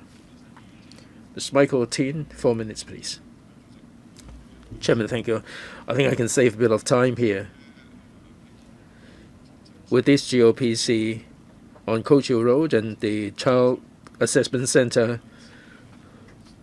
not only am I fully in support of this, I hope that this will be done as soon as possible. I am more concerned about the time scale. You said a moment ago that this can be advanced to end of 2028 for this to be commissioned, not just completion, but commission. And this is the earliest time that you indicated a moment ago, and this is really all for the good. In the paper, there are other projects like site formation and infrastructure project, and this will be completed in the early part of Q1 in 2023, and there is 1 month away. And the pedestrian access in Q4 2024. What I'm concerned about is the site formation and the infrastructure. Will you be completing this within this quarter? And also the pedestrian system will also be completed on time for the whole thing to be commissioned and up and running in 2028. Under Secretary, I defer to Mr. Lee. Please, Mr. Lee. Chairman, if I may elaborate a little bit more on the entire project.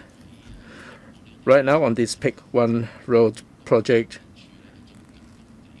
the CEDD is engaging in the site formation work. They have to form the site. Upon completion of this, the site will be handed over to the Housing Authority, which will do the foundation and the building works. And upon completion of this, it will be handed over to the relevant department for acceptance, and then the Health Bureau will be making arrangement for the facilities and equipment to be moved in for the services to be delivered. Coming back to the project itself, the paper refers to 2023 for the completion of the site. We do liaise with the department as to how best we can enhance the efficiency and speed up the project. Following the health panel, the department worked with us, and the site formation, which is supposed to be completed by the end of 2023,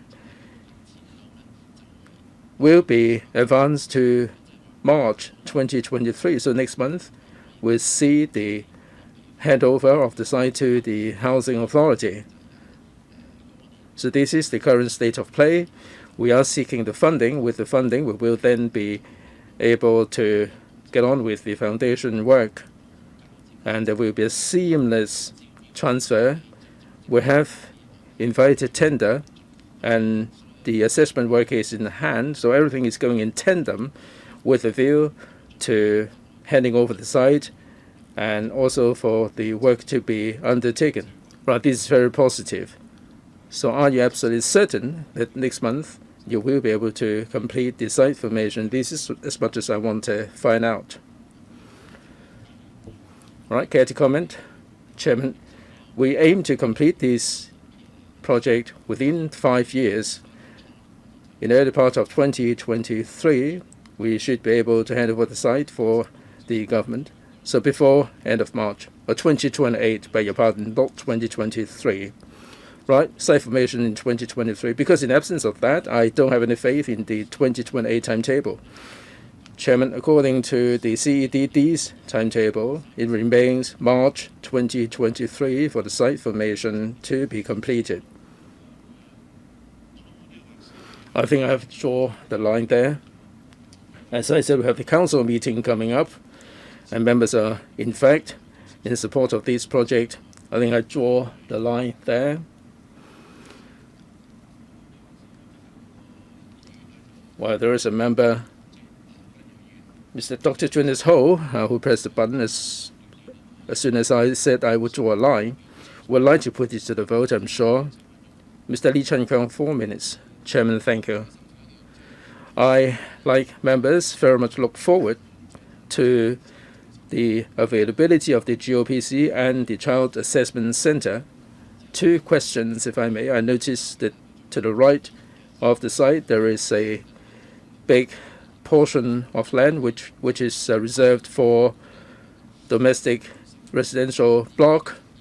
Will there be any healthcare centers and old folk centers at the bottom of these residential blocks as well? I think if we can provide a comprehensive range of services, it would be good for the senior folks in the district. I also noticed that for the CAC, there are 2 questions there. There are students who will be coming in from other districts, those who are from the special schools.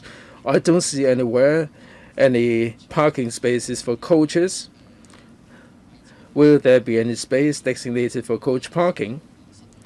And also, in the indoor or outdoor areas, will there be any play areas for the children to relax a little bit before they have the consultation?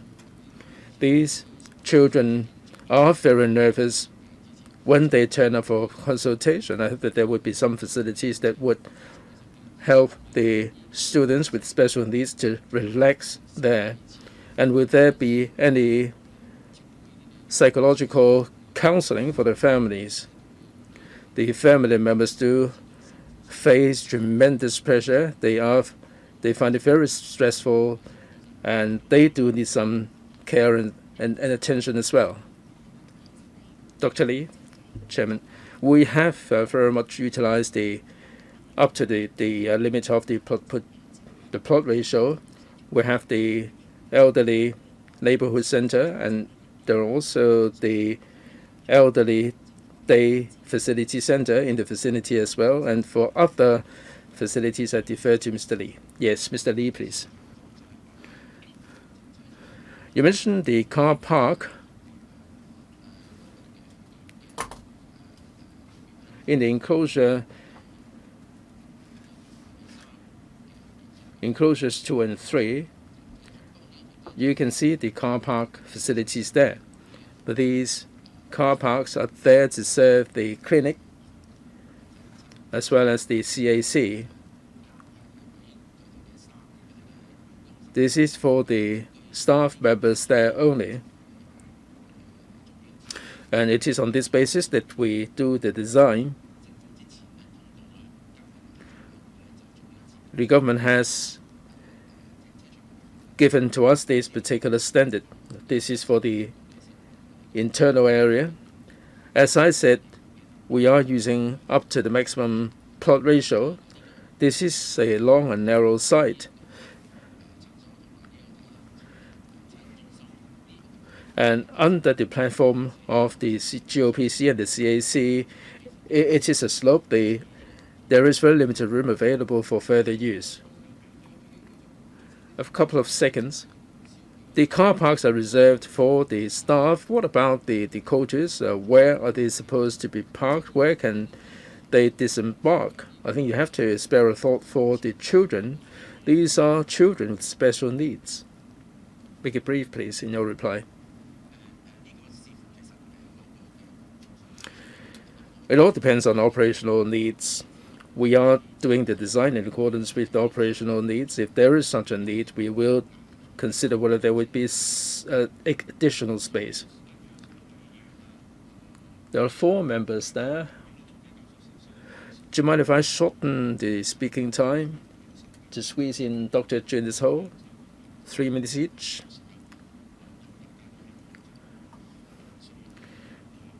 We really like to see the GOPC and the Child Assessment Center. They are very important services. Mr. Putang, 3 minutes, please. Yes, I'm just as anxious for this to be built to benefit the residents. This is of critical importance. I'll make it brief. First, the construction is soon getting underway, and there are 2 schools in the vicinity. Have you liaised with the school authorities? And during construction, and this is a project involving several departments, in the course of construction, if there are certain impacts that we'd like to get in touch with the administration about, who are we going to get in touch with? Housing Authority or ASD or whatever. Third, I am concerned about the footbridge. There is an exit linking up with the GOPC. So what is the connectivity with the housing estate? My final question. Upon completion, these facilities belong to the government.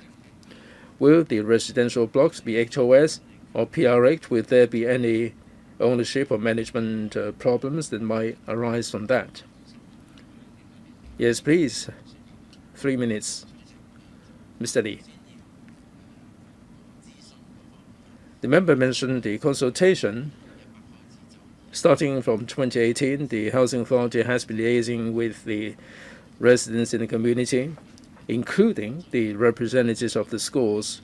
So the answer is yes. The other question is about the construction period. If there is any inquiry or any complaint to be lodged, it will be the engineering team of the Housing Authority that will be handling this. Third, about the pedestrian access, I'd like to supplement a little bit more. This is outside the housing estate. There are several elevated walkways and footbridges. There is no direct access from the housing estate linking up with the GOPC because of management implications.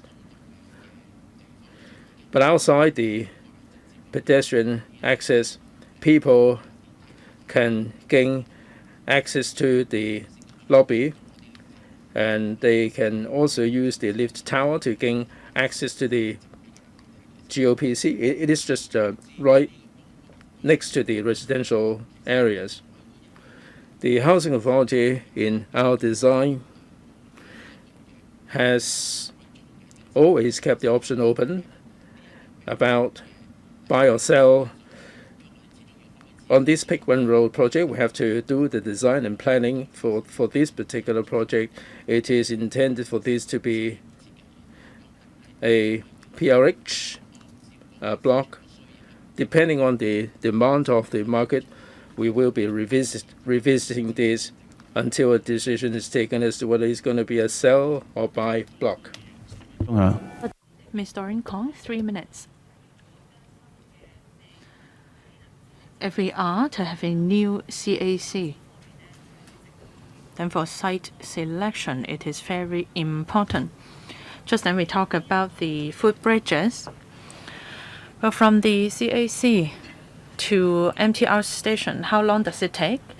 And how many bus routes serve this location? When I look at the map of Hong Kong, I don't see many CAC. So for the service targets, they should be serving the entire population, not just this local area. But I know that there is a Outer Court CAC nearby. Is it still in operation? After this CAC is commissioned, will the Outer Court Centre continues to provide service? They are quite close together. Why are they located so closely? As for facilities, I haven't seen any such items covered. So can you elaborate on this? Undersecretary, from Yau Tong Town Centre to the centre, it takes about 10 minutes. For bus routes, there are 17 routes serving this area. 9 of them are full-day service. From Outer Court to Pick One Road, actually, they are not that closely located. So with an extra centre, we are able to provide more services to members of the public. As for the last question,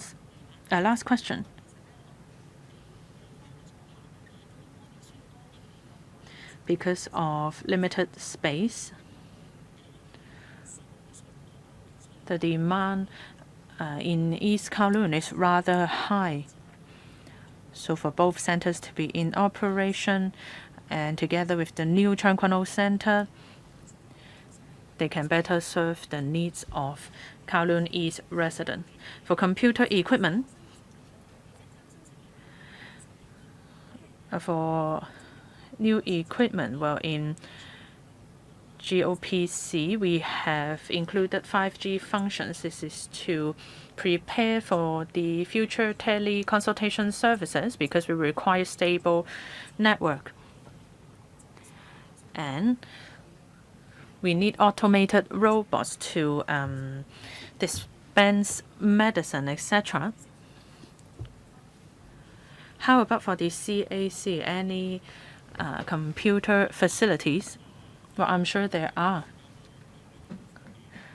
It is hard to believe that there aren't any. Undersecretary, colleagues from the Department of Health, the computer system, there will not be a new computer system specifically for this clinic. We have a computer system for a patient's record. After the clinic is moved to Pick One Road, we can simply make adjustment on the existing computer system.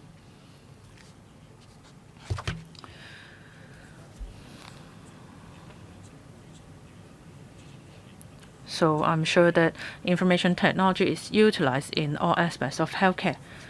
Mr. Tony Tse, 3 minutes. Well, other than promoting infrastructure first for public housing development, other aspects must catch up as well. I can see the government's effort in compressing the construction period to 5 years. This site involves slopes and some temples nearby, so this may contribute to longer construction period. I'm sure we all want this to be completed as soon as possible. For the government's target, how does it match up with the housing development?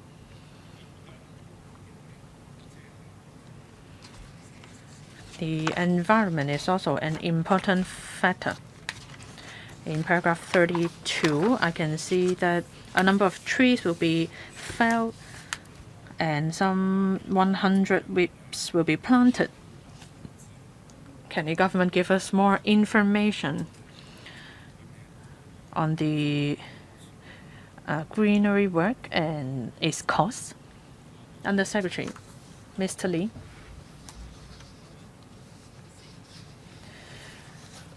Regarding the construction timetable, the Yuen Long housing development, the clinic, and the CAC is of a comprehensive design. So basically, they are connected. So we don't want either one of them to fall behind. So the timetable is the same for these developments. How about completion date and commission date?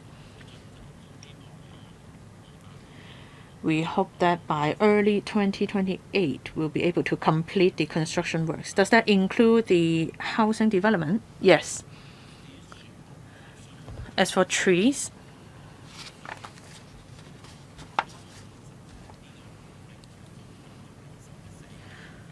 well, now the greenery rate is 20%. As for the details, the details are still being planned out. If we have further information, we will certainly provide them to you. As for how about the cost? I'm sure you have reserved some money for it. You fell some 700 trees and yet you will only plant 100 whips. So if you have decided on this already, how come there is no detailed information? Well, it is only an estimate in the paper. For the cost for tree felling, it is not included here.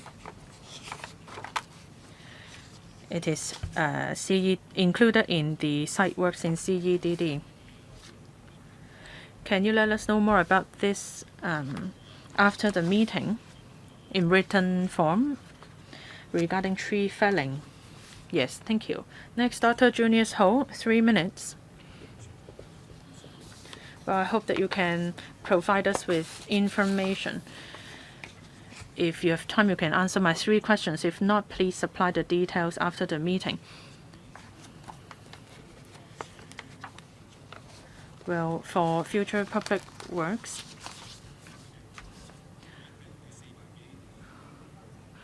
how much are we talking about? So now 40,000 per square meter. In the table, we are talking about $700 million in total. The others are for renovation and facilities, etc. But for our ease of reference, is it possible for you to provide figures from previous work projects? Second, what is the difference between the Children's Hospital in Kwun Tong and the CAC here? In paragraph 21, panel on health services has been consulted. Can you let us know about the results? Third, regarding the progress of works, in paragraph 14, you have given us with a breakdown of costs. Can you let us know how much is it going to take for piling works, for site formation, etc.? And lastly, something I'm quite confused about. This is a project of the Housing Authority providing some 2,000 flats. So we are merely utilizing the podium space from ground level to LG5. So for a simple GOPC and a CPC, it requires $1 billion.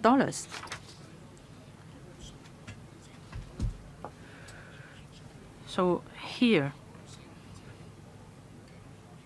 under this housing development project, we are making good use of the space there.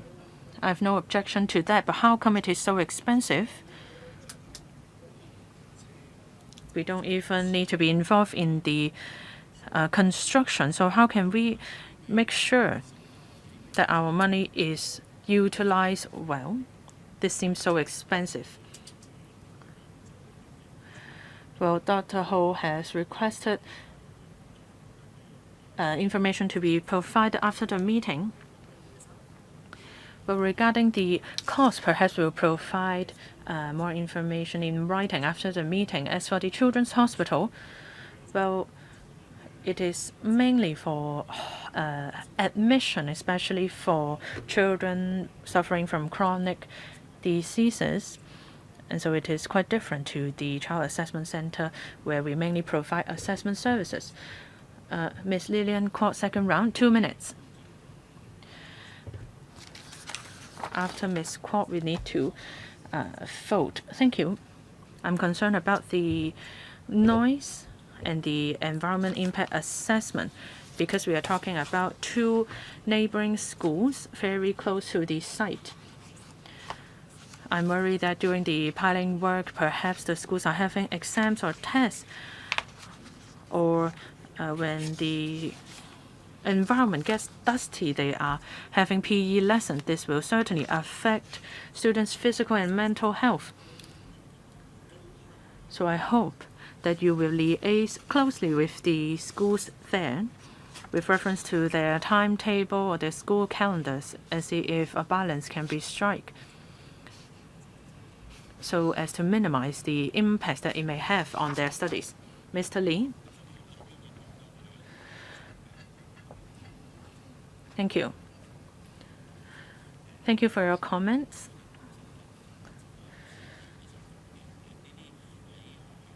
For our construction works, well, actually, we have some construction works ongoing next to schools.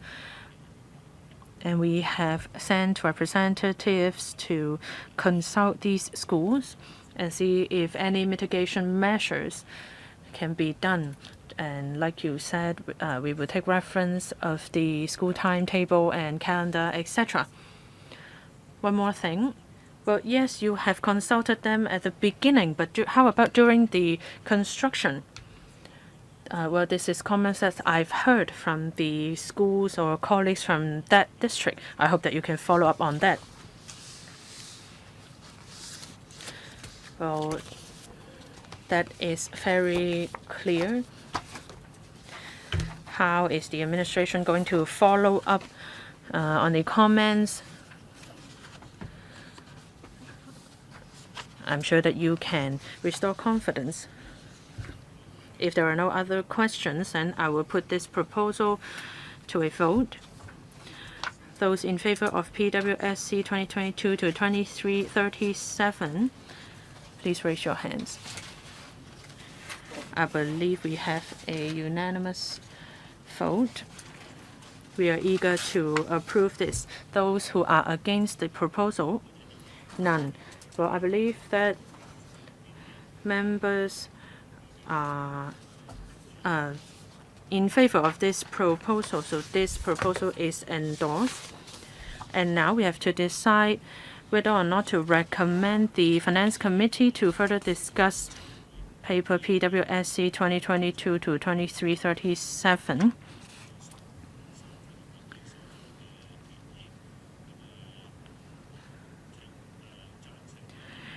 Those who are in favor, that is, those who think that this warrants further discussion in the Finance Committee, please raise your hands.